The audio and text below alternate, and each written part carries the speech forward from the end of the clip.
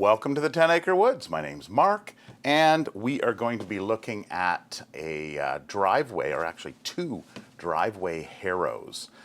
Now we have, we've lived here in the country with a gravel driveway that we put in over 2 decades ago. There's been some patchwork here and there. There has been some weeding that's been going on, and we decided to look into a driveway harrow or a grader. So there's 2 units here that VEVOR has sent us. VEVOR makes a lot of industrial equipment. If you want to find out more about them, you can always check the link down in the description for these items here. So this will be a kind of a multi-part video. You will be able to go down, if you're viewing this on YouTube, there'll be chapters at the bottom, and you can scroll to the sections. So we're going to start off with the unboxing of the landscape harrow, which is a little bit more of a lightweight unit. I think it will work as a finishing on the driveway and for grading, landscaping, if you're going to be putting any soil down and you want to level out some areas and grade it. So basically what it is it's fairly heavy, so which is good, because I was a little concerned that it was going to be a little bit light and it was going to bounce around. So there's 4 of these L brackets here, and what will happen is they have on the lip here, you'll put one with the lip up and one with the lip down, and then you'll have them, I believe the orientation is reversed, and they'll be at the top section of the chain link fence, we'll call it, or of the harrow itself. It does come with a chain. We'll get this one together here and see how that works, and we'll do some testing on both of them. So this is what we'll call the chain link section of it. It's a little bit larger than your standard chain link, heavier gauge.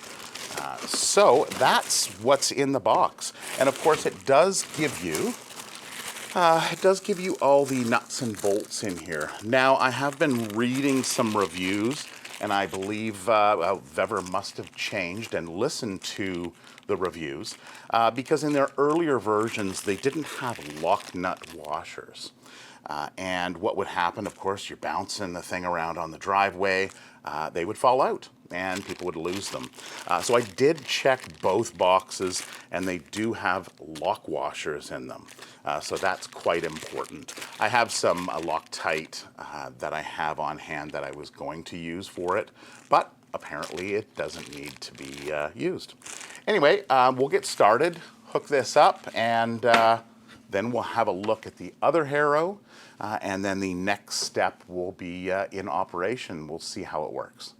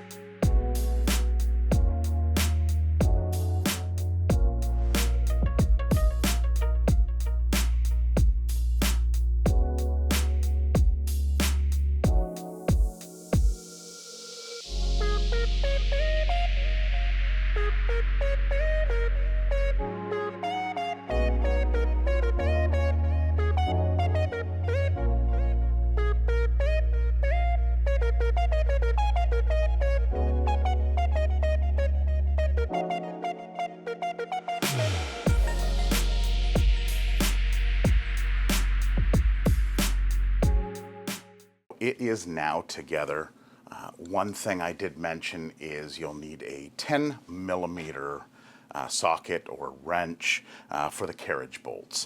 And because they're carriage bolts, they fall out. So I struggled a little bit with the first one, but with the second one, I went and grabbed some packing tape, flipped it over, put the carriage bolts in, and taped them in place so they didn't fall back down again. This one wasn't so bad because it was on the edge. I could pull over to the side, use my fingers. But lining it up, the holes, the slots that are in here do give you a good amount of adjustability. And I lined them up right to each edge. I realized that you didn't have to actually line them up at the top of each section here because it wouldn't really line up perfectly even with the adjusting. So I pushed it back a little bit. As long as they're tightened down and they're even across using the checkerboard or the bend as a gauge to make sure they're at the same distance from this end as they are to this end, you should be fine. And it's pretty well lined up. So that's it. It is quite heavy, so that's going to be interesting to see how that works. The chain, the diagrams on here, or the instructions, you know, they're a little light. They look like they had made a modification since they printed these originally, as they show holes in here instead of slots, so that was likely a change. And it also appears that these were to be connected at each point on each end, which would have added a little bit more of an issue to getting these in there and then tightening the whole thing down.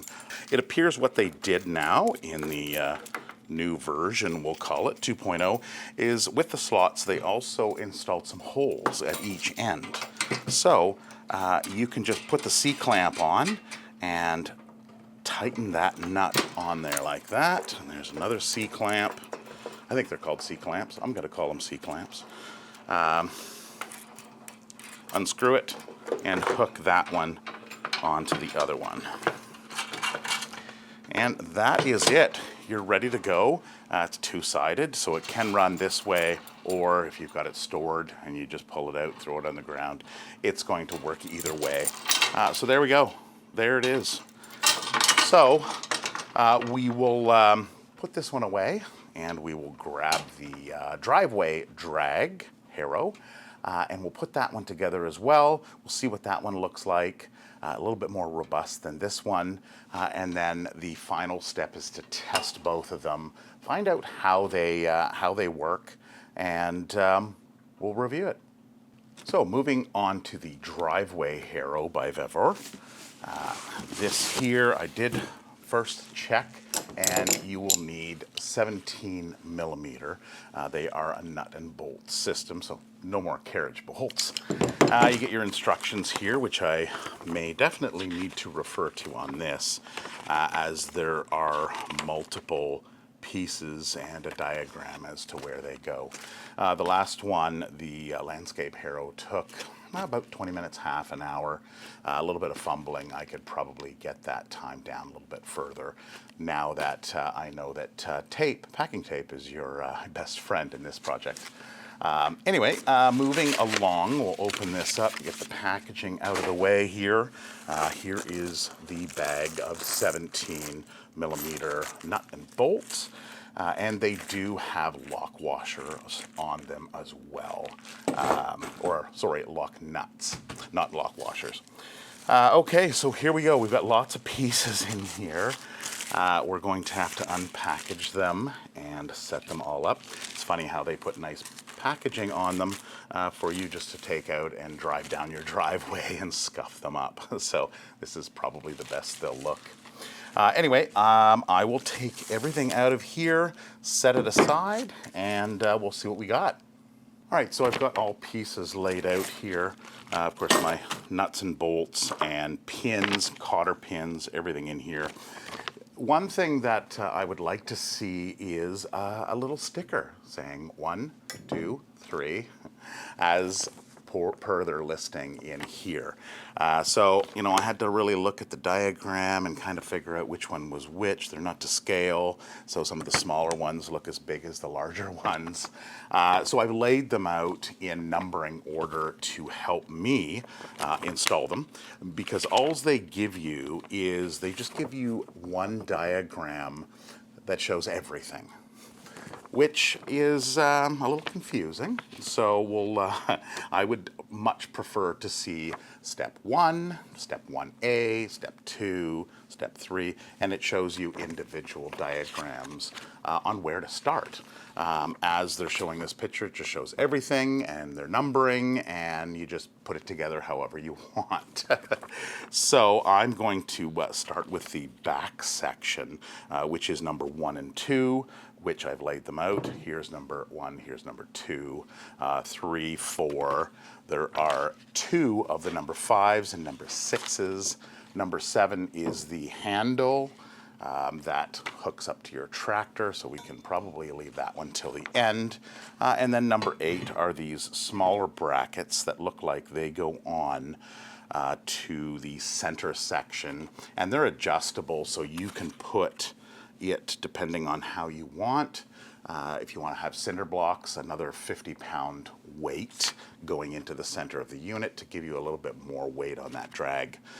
This is quite heavy as it is. When I brought the box in, it's got some good weight to it. So this one's a lot more robust than the landscaping one.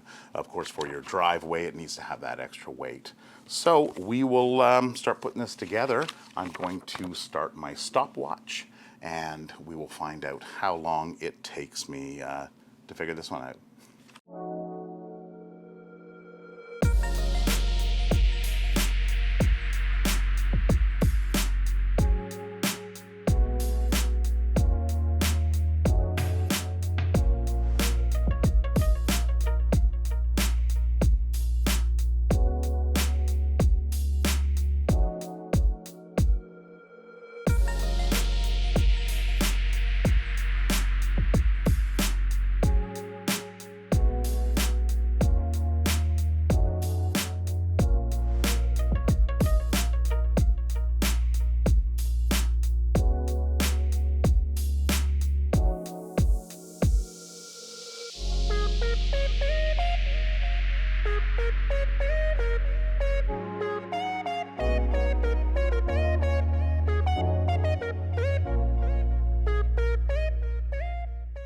So there we go, we got it together, and it only took 30 minutes. I thought it was going to take longer. Just looking at the diagram at the beginning and how busy it was, I thought, oh boy, okay, we got all these pieces. But actually it went together fairly nicely. I did the back and the front or the back. I did the front and back pieces first, of course, because all the framing then mounts to that. Put them in hand tight down to the lock threads, and then once you have everything together, it should go in nicely. I did tighten up these, the front and the back ones all the way, and found that it was a little misaligned, so I loosened it off. Everything went back into play. I even measured from the one corner to here on both sides just to make sure to see if it was true, and it was. So there it is, it's all together. I did put the configuration together like this to hold one cinder block. You can move this bracket back. There are holes to go back further to put maybe 2 cinder blocks or something else if you have another weight, and that'll hold it into place. Of course, I didn't put the end on here. So you've got 2 pins with 2 cotter pins that go on, and that will just go in just like so. And then this will hook nicely to, I'll probably use our John Deere tractor instead of the Kubota. Kubota's probably a little overkill. So it was relatively easy. You need some space to work. This workbench here worked out perfectly because I could slide it around a little bit and lift it up. But I'm excited to see how this is going to go, and we'll take it outside and give them a run. I've put 1 brick on it. I'm going to try 1 brick and see how that goes. What I did is I just put a strap on it, a bungee, just so it doesn't bounce around. Here you can see some larger rocks here that I'm probably going to end up popping up. And then of course the center of the driveway is slightly higher. Usually it wears down again, down further down the driveway. You can kind of see where there's grass growing in the center section. That doesn't get, doesn't get driven over that much. And this is the area, well, of course, more larger rocks. And this is where the potholes start to begin in here. So we've got a number of them, which aren't so bad because it does work as a natural speed bump. But I'm going to run down the center, I believe, is going to be my first. Here as well, you can see there's some of the geotextile. So we will have to add some more gravel. We've added some gravel at one point, but this is a low spot here. So I imagine what's going to happen is it's going to run over and smooth that out and likely fill that in. That's the plan anyway.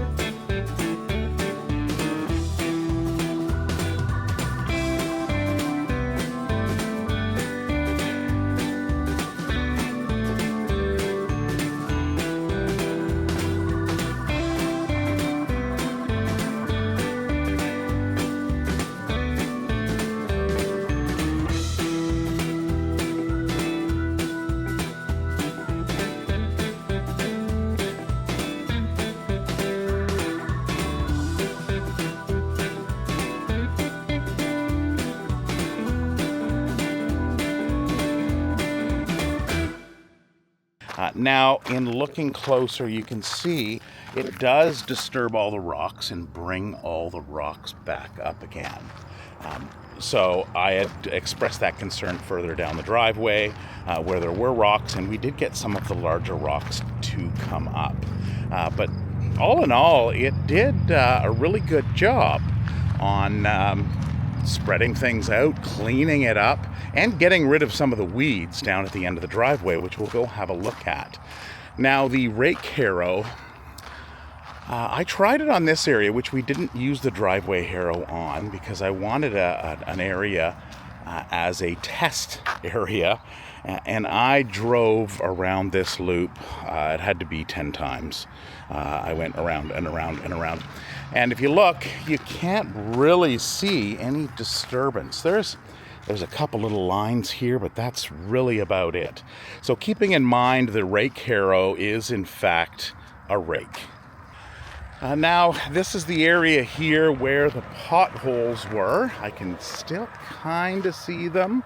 And again, the potholes have been there for some time. So they are lower areas. So you can see here, here's one, and here's one. And it did exactly what it was supposed to. It went and it filled in. It put the larger rocks in there, which actually isn't so bad. Here's another one here. Because usually when you fill in potholes, you normally just take a mixture of everything and then it splashes the light stuff out. So by having this down here and then putting another top layer on, I think maintenance is really key when it comes down to driveways. Now, looking down here, you'll see a big difference. All of those weeds that were in the center are now gone. I don't know where they went. That might be one there, but yeah, they're gone. So it did an excellent job in maintaining the hump in the center of the driveway. So you see a lot of country driveways like that with the grass down the center. And this actually did a wonderful job in taking care of that. So that's it. So the big question is, would I recommend them? And I would, each for their own purpose. For a driveway harrow, I would definitely recommend the driveway harrow. I've seen some larger ones that hold more bricks on it, but really this one, I was surprised at how hard packed this was, and it loosened it up. So, and even with just one brick. So I think that harrow is good enough. You don't have to get anything bigger, wider. You know, we have a long driveway here, but the swath that it made was good enough. 3 passes. And you'll hit the whole thing. The rake harrow, yeah, it would be great if you were, let's say, 25 years ago when we moved out here, for grading soil. So we've got a septic field just over here, and that would have been a great one to use, putting the soil down, seeding it, and then running the rake harrow over it. So I would look at the rake harrow as being more of a finishing for driveways that's already loose or new, and then soil would be another good use for that one. So that's it. I hope you found this useful. If you have any questions about either one of these units, please put them down below in the comment section. I will put links to both products in the description so you can check those out. Take care and have a wonderful week.